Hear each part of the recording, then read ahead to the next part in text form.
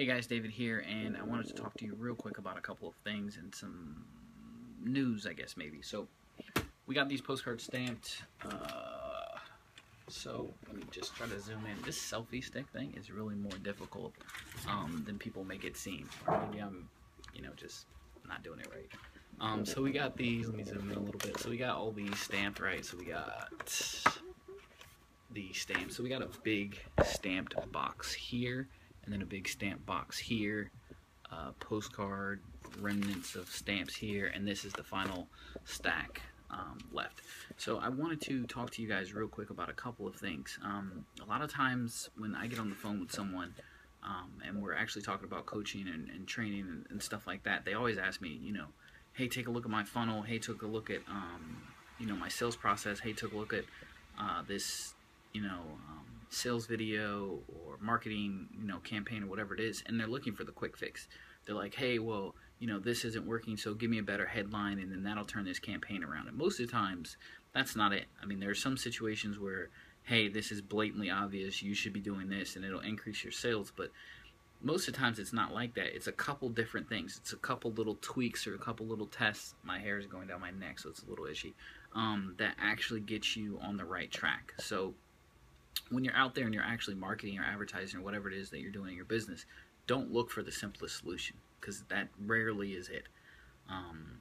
If you got a broken link, when they click buy, that's a big problem, but most of the times it's not going to be anything like that. It's going to be a couple little tweaks, which is why you have to have a pulse on your business. It's not the simplest funnel wins. It's not like that with anything, really. As I send these postcards out, there's a huge storm coming, right? So there's a huge storm coming on the eastern seaboard, right? I'm in the actual Virginia, so there's a huge storm coming. Everyone's freaking out. It's been raining for like 2 days. There's no water in the stores, or there's getting low on water, and there's probably some left, but as the storm gets closer, there probably won't be any. So people are freaking out, right? So right now, I have all of these postcards, right? And the easy thing, the simple thing, would be for me to just send these out. Just send them out. Just put them in the mail like normal. That's not what I'm going to do. What I've done is I've separated the list, and the list I think is up front, so I can't go get that right now, but I've separated the list. As you get these itemized lists, your list should be by state, right? Or at least by zip code or something like that, which is similar to a state where you can figure it out, right? So the first place isn't going to have like Texas, California, Florida all in the same thing, right? So as I went through my list, right, I ordered more names this time. And the reason why I did that is because if I send these out and your postcard is in there, right, and you're on the marketing co-op or you're not on the marketing co-op, it doesn't really matter. If I send these out, I'm going to get a diminished return. I am. But the simplest thing is for me to just send those out. What I actually did was I ordered more names to make sure that I get a lot more of the Midwest and West Coast right now, so that when I send these out, those people aren't in a flood or in some type of situation where they're not worried about their mail. They're worried about getting washed away or getting the water damage down or anything like that. It's like you wouldn't want to send a postcard marketing campaign or newspaper campaign or almost any advertising campaign unless you're like those people who clean up after water damage or construction or something like that to fix problems. You wouldn't want to send that out when Hurricane Sandy hit, right? Or whatever tropical storm. I don't really know what it was, but Sandy, when it hit New York and all that stuff, you wouldn't want to send it out. When Isabel hit Virginia, right, and that was a terrible one. From what I hear, I wasn't actually in the state at that time, but you wouldn't want to send anything out for postcard marketing or anything like that here.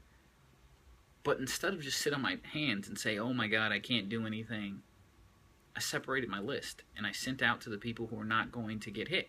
There's been times where I've been wanting to do a postcard marketing campaign, and like a lot of Oklahoma is in a tornado watch, or that area like Kansas, Oklahoma, Texas, whatever, they're getting hurricanes, right? So what I don't do is send out to those states. I don't stop. I do not stop doing anything, right? I do not stop my marketing campaign. I don't just sit on my hands. I don't just cry because there's a storm coming or something's impeding me from actually progressing through my business and getting the ball further down the field or anything. What I do is I just adapt. But this isn't simple. People who are in this marketing campaign are getting results, right? They're getting leads, they're getting sales. That's because it's a quality list and it's a good postcard, right? But that doesn't mean that they're not getting, that does not mean that they're getting the best results that they can be getting. I look at a lot of the capture pages, and I've talked to some people about this. So if you're watching this video and you're in the co-op and I have talked to you, disregard. If I haven't talked to you, message me. But a lot of these people are sending the same traffic from offline, right, through these postcards to the same online page that they're sending solo ads. It's a different mindset. It's a different type of person. It just is. So why would I want to send traffic like that to the same capture page? Because it's easy. Because it's the easiest thing to do. It requires the least amount of thinking. Slap one capture page up and then send as much traffic as I can to that one capture page. Who cares about the result? If I'm converting at 20% or something, I should be good, right? Nope.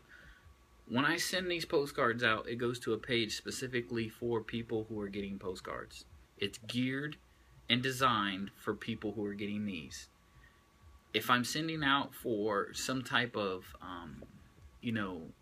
thing, or I have an ad out and it's geared towards a certain person or people, that's the type of ad. So if I have a retirement income ad, that retirement income ad in the magazine or newspaper goes to a capture page that has similar branding or similar, designed headline, maybe a background picture, whatever, for people who are going to retire.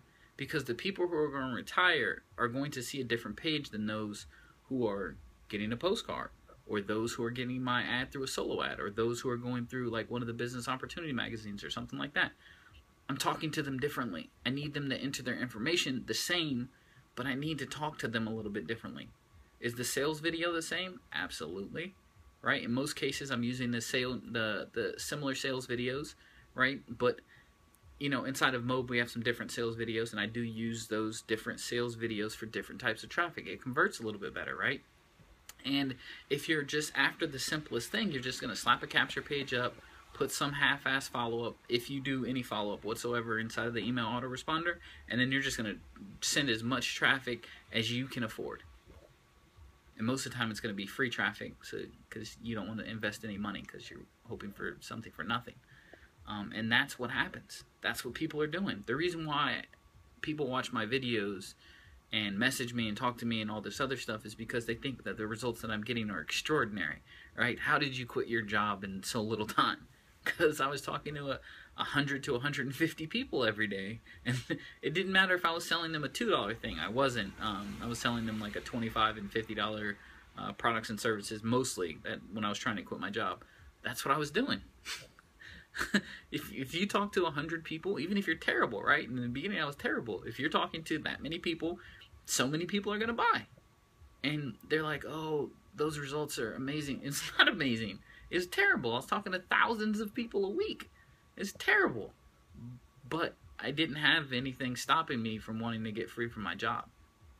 There was nothing that was going to stop me. I didn't care if I had to talk to 500 people.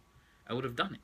Because I wasn't scared to take action. I wasn't scared to do anything. I wanted what it is that I wanted more so than I wanted to avoid the results, right? Or, the fear of rejection gets a lot of people. They don't want to get on the phone because someone's going to say no. I don't care. I don't care if you say no to me, because I'm going to get closer to somebody who says yes. Every no is closer to a yes. Even if that no is the first in a line of 10,000 no's, I'm one step closer. But it isn't simple. It isn't easy. As far as like click a button or put a web page up and then you're done. It's not that. So that's a lot of the mysticism or the misconception, I guess, that people have, is that I send these postcards out and then I automatically make money, or I put a web page up and I automatically make money. It's the tip of the iceberg, like tip of the spear. That's only the first part. There's a complicated sales process and follow-up sequence and all that stuff behind it. And if you're not willing to do that and put those things in, place, then you probably are not going to be successful at what it is that you're doing. It doesn't matter what you're doing. I don't open the doors for my business and hope for the best. I have a dedicated plan, right, of multiple different mediums like radio, newspaper, you know, radio, newspaper. We're going into TV. I've been in movie theaters. I'm in various different like publications and stuff like that, online, you know, Facebook. But I'm doing all of these different things to bring in clients. It's not just one thing. Oh, I just do this one thing and then, you know, I get 1,000 people in here. It's not how it works. I have a multifaceted attack or a multifaceted strategy to bring clients and customers into my business. It's no different with postcards and online marketing and, you know, that type of thing versus getting a client to come here and sit in a chair and get their hair done. It's the same thing. I'm just bringing customers in the door. Everybody thinks that their business is so individualized, like no one else does what their business does, or, you know, I know that you do this, but my business isn't. Your business is the same. You're trying to get a customer, right? You're trying to get somebody to walk through the door, right? You're trying to get somebody to give you their credit card and make some money, right? You're in the money getting business. It's all the same business. Money getting. That's the business. Get money. It's not necessarily, I'm not in a biz op business. I'm in the money getting business. I do it through biz op stuff.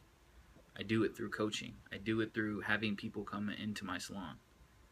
That's how I get money. But it's not simple. It's easy in concept, right? But it's not simple. Most of the time it's complex. And if that throws you off, if that scares you, then you're not an entrepreneur.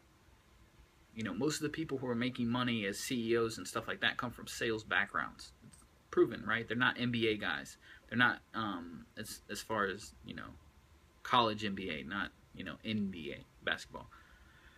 They're not. They're salesmen, right? And they're moving up through the ranks, but they're selling stuff. And what do salespeople have, you know, kind of in common? What's the common thread in there? They're action takers. They do what it takes to get the sale.